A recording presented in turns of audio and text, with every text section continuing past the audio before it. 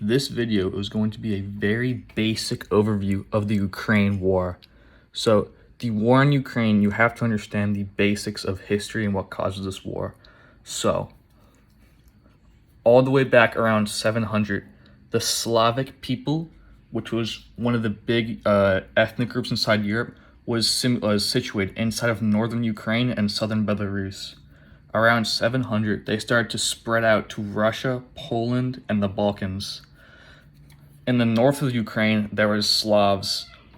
These Slavs were known as the Eastern Slavs. The Eastern Slavs include these people and mainly Russians, while the southern Ukrainians were known as the steppe nomads, who I made a video about previously.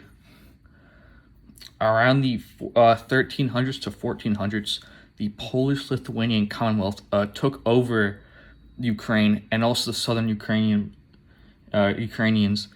and a lot of the northern Ukrainians migrated to southern Ukraine to populate it. These people were known as the Cossacks, and I believe around the 1600s they formed a short-lived empire known as the Hedemite, which was a Cossack Ukrainian Hedemite. This culture uniquely distinguished them from the Russians, as the Ukrainians and the Russians used to be the exact same people pretty much, but this unique Cossack culture allowed them to separate into different identities. This allowed an independent Ukrainian identity, which was formed around after World War I, when Ukraine became an independent state and nationalists fought for it against the Soviet Union.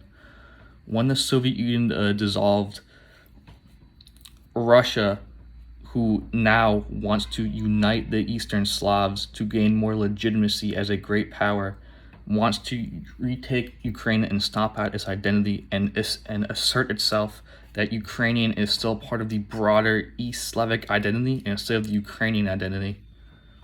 Despite it actually beginning in February 24th, the war realistically has been going on for a long time. Inside Ukraine, there were Russian ethnic minorities who wished for independence. An example of this would be Crimea, where Russia supposedly invaded to protect the Russian people who were living in Ukraine, who made up the majority of the population. Also, there were two independent republics in eastern Ukraine who were vying for independence and fighting Ukrainian government. These two republics were backed by Russia, who wanted to use them to fight Ukraine and for their own interests. The war actually began on February 24th, 2022. In the beginning, Russia tried to take Kiev via Belarusia. However, this attack failed and they were repulsed and they were forced to retreat back to the national border. Instead, they mostly focused on the Russian-dominated south.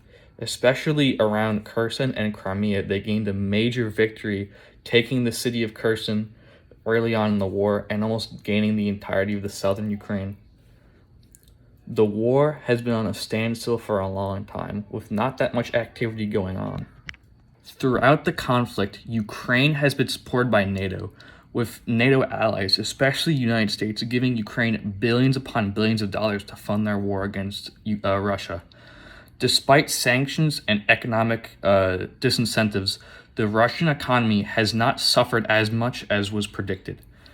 But this war could actually set a global precedent, due to the United States military interference and the UN preventing wars from happening.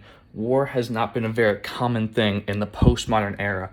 However, this could set a precedent where Russia has invaded Ukraine and the UN and the US hasn't really done that much to stop them.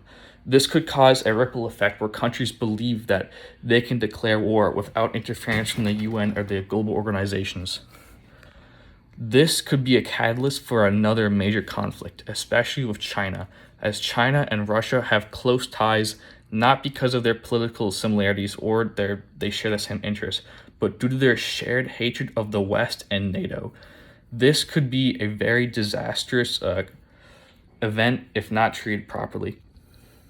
Vladimir Putin is the current president of Russia. He is the main reason why this invasion is existing. Around 2014, the pro-Ukrainian president Viktor Yukesh was ousted from office due to this event known as the Revolution of Dignity.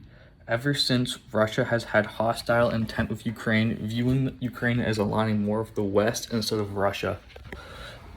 The Russo-Ukrainian War shows how things can escalate into a large-scale war, with a recent event where a missile has landed in Poland shows how this can escalate a lot. But this is contrasted with Europe not really having up to a military. Instead, the European coalition is mainly led by the United States, who has a great hand in Europe's internal affairs and their military affairs. Europe, in lack of a better term, is pretty much a United States puppet in terms of the international sphere. With an exception of France, Europe has not really been involved in international affairs. An example would be the United States stepping in and helping fix Europe's problems in certain events such as the Bosnian genocide and the 2008 financial crisis. These events have shown how the United States holds massive sway over Europe. In conclusion, this war will have a massive effect on Europe, as Europe has seen declining GDP and standard of living due to inflation and certain economic events. This war could determine the fate of whether the West survives and stays as a strong international power, or whether it stays their own civilization. See you guys next time.